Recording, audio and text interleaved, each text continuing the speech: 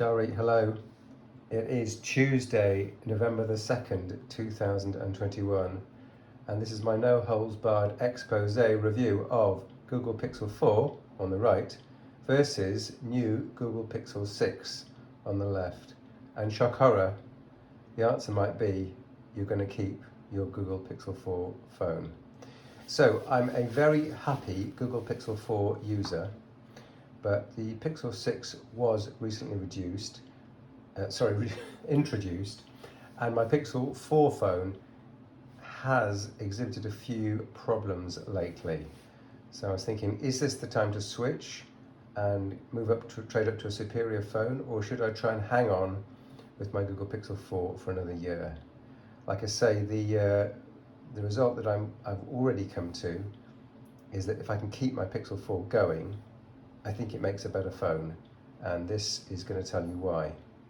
So if you're familiar with the signature feature of the Pixel 4 and not the 4a or 5 which followed it, it's that it's still got this brilliant secure facial recognition system. So if I pick up the phone, stick it close to my face, without doing anything, I'm at the home screen. Whereas on any Pixel phone after the Pixel 4, they dropped their Face ID facility, which was secure, just like Apple's brilliant Face ID. And they've now got a Fingerprint Reader. Now, with the Pixel 6, it's on the front, and with the 4a and the 5, it's on the back. So I program my finger, here we go. Oh, that was a long time, wasn't it? Now, to be fair, it's about the same time as the Face ID recognition on the Pixel 4, but I'm going to move my hand onto the front of the phone and press it onto the screen, which you don't have to do with the Pixel 4. And unlike Apple's Face ID, you can configure the face recognition of Pixel 4 to immediately go to the application that you were last at. So in this case, I was on the home screen. But if I'd been in the middle of the camera or in an app, you would unlock and go directly to the app, something you can't do on the Apple iPhone. So in a way, the Pixel 4 beats even the Apple iPhone. So that's the first point. I'm deliriously happy with the Face ID on the Google phone. I am not very happy with the fingerprint recognition on the Pixel 6. Now, it is a Pixel 6 and not the 6 Pro, because that brings me to the second point. I like small phones. I don't want a big, fat, heavy phone. Ideally, I'd want a Pixel 4, let's say, which didn't have this upward chin, which is here. I'd rather that wasn't there. And it had more of a look of a Pixel 6, because the Pixel 6 only has this pinhole camera there and has more real estate on the screen. So the screen size of the Pixel 4 is adequate. You do lose a bit of real estate due to the gubbins at the top, the Face ID sensors. But to be honest, it's a better size and a better weight. And what do I mean about better weight? This Pixel 4 with the 30 gram or thereabouts case comes in at about 200 grams. Whereas this fat boy here with its 6.4 inch screen comes in at a whopping 237 grams. Now the case is about 34 grams, and it's the lightest case I could find at the moment. And the screen protector is also ultra thin. It's not even a proper glass screen protector, so it probably saves a few grams. So just to remind you here, we've got 237 grams. And I think this is about 200 and maybe 203 grams actually with this case on it. So it might not sound like a big difference, but to me as an athlete, I want a light phone. If you're moving around on an ultra event, you want a light phone. In fact, my partner has a Google 12 mini, an Apple 12 mini phone, an Apple 12 mini phone. And we weighed that in, and it's only 150 grams. Now we're talking, but the screen size on that phone is smaller.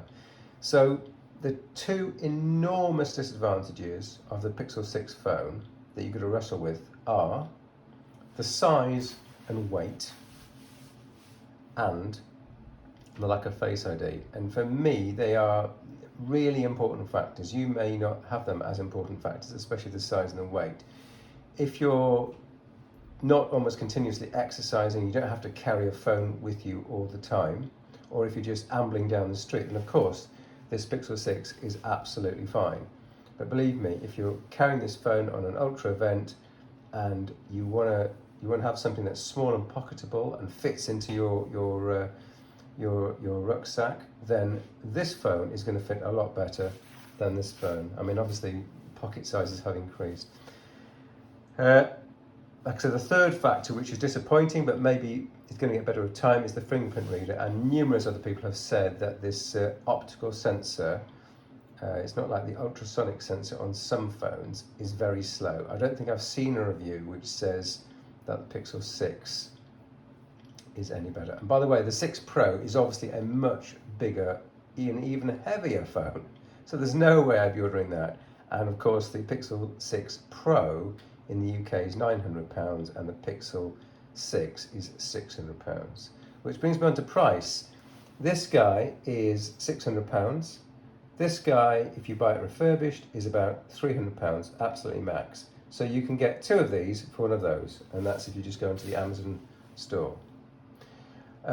What else is there to talk about? Well, as you can see, the Pixel launcher is the same on both phones. You're guaranteed on the Pixel 6, they say 5 years of updates, which is phenomenal. Don't forget, with the Pixel line of phones, it's the only real secure way to get updates to your operating system for lots of years.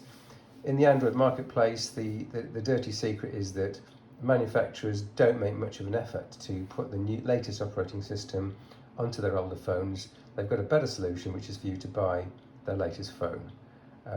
And so you're saddled with kind of an out-of-date operating system unless you upgrade, and not so with the Pixel phones. Both phones have got OLED displays, which is very important.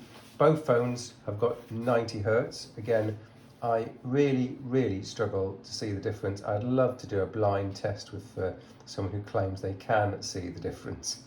Really, to me, no difference. The Pixel 6 has got stereo speakers. They're okay.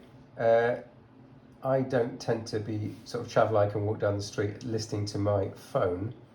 I would much rather use a pair of wireless earbuds, or when I'm doing athletics, I would use AirPods because they're race legal, and also you can hear traffic and important things like that.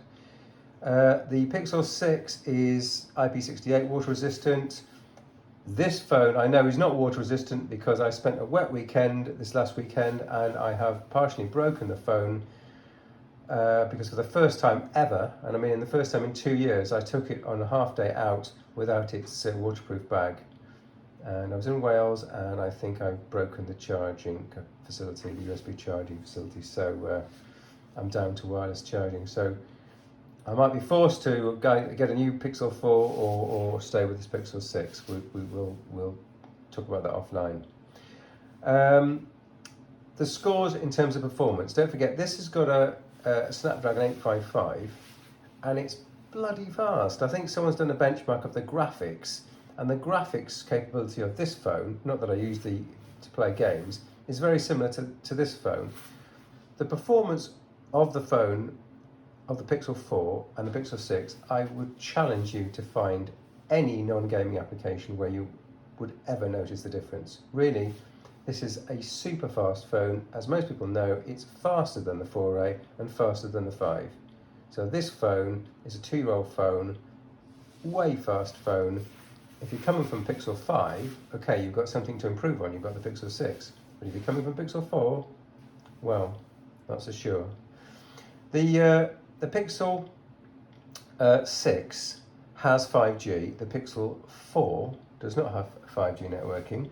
I will show you the speed test results from my study. So I've got 67.3 megabits download on my 4G signal since I live in the countryside. And, shock horror, let's see what the poor old Pixel 4 managed on the same internet connection. Oh, 79.5 megabits download. So to me, there's absolutely no reason to upgrade the phone. This may have a higher category LTE modem, I don't know. But to me, 80 megabits download speed, on a 4G connection in the middle of the countryside, I don't think I need to do any better than that. The Pixel 6 has got a 30-watt wired charging capability, but although all of our power sockets in the house have been converted to USB native charging in the wall, that only comes out at 2.4 amps. So 5 times 2.4 amps is going to give me 12 watts. So I'm not going to get the 30-watt charging that it's capable of. And the wireless charging is obviously a much lower figure. So wireless charging, these phones will charge at about the same rate. The cameras, so that's a very, very important feature for me. The promise of a better camera system has been the main law as to why I'd buy a Pixel 6. But guess what? So far, I've been too chicken to take the phone outside of the house for any length of time. But the photographs that I have taken look, drum roll, about the same as the Pixel 4. So the Pixel 4, if you remember, has got a telephoto zoom and a standard lens. The standard lens is 12 megapixel resolution. The Pixel 6 has got a 50 megapixel lens, which Pixel bins down to 12. So the photos that it will send to Google Photos or wherever you put your photos are going to be about the same size, but the reported quality is going to be better. So far, I've not really seen that. The next thing you're all dying to ask is, what about the Magic Eraser? Well, yes, both phones run Android 12, but only the Pixel 6 has the Magic Eraser. So the Google Camera program was upgraded on my lovely Pixel 4, but I've just checked a minute ago in case there's been another update. When you go into the Tools section of the camera, nothing. Interestingly, I've taken photos of the Pixel 4, and since they're stored in Google Photos, I've looked at the same photos in Google Photos on Pixel 6 and used the Magic Eraser on here to actually manipulate the photo. So there's nothing about the way the picture was taken that precludes the use of the Magic Eraser. They're just not introducing it on the Pixel 4 just to, I guess, to nudge you towards the Pixel 6.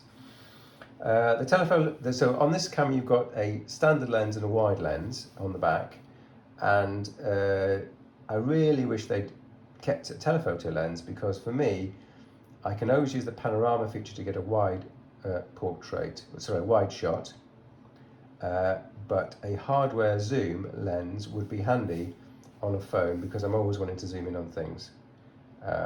So this 2x zoom here actually is more useful to me than the 0.7 wide angle on here. Finally, the Pixel 4 has free pixel uploads to Google Photos, and the Pixel 6 doesn't. I thought they'd kind of give me some kind of freebie, like, thanks for buying the Pixel 6, you get lifetime uploads of photos to Google Photos, but no, they don't.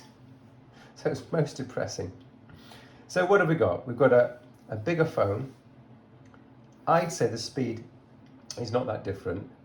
If your eyes can't see clearly with this 5.8 inch or thereabouts screen, and you need a 6.4 inch screen here, then of course that's a big advantage of the Pixel 6. I don't have very good eyesight, because I'm so geriatric, and so it is definitely clearer to look at the Pixel 6, but there's a tremendous weight penalty.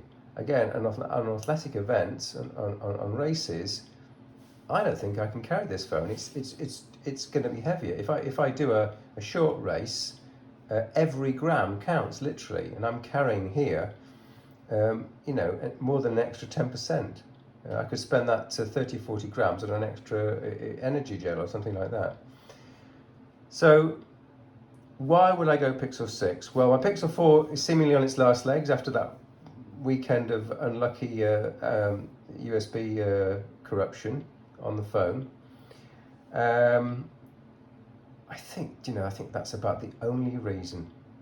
The fact that our Pixel 4 is somewhat dying, and so if your Pixel 4 is somewhat alive, you have to ask yourself, from a photography aspect, let's say over time the photographs will get better, and let's say over time they don't allow you to use the magic eraser on this phone, then there may be some divergence in features between the Pixel 6 camera and the Pixel 4 camera. You may be getting better photographs, but really that's about it.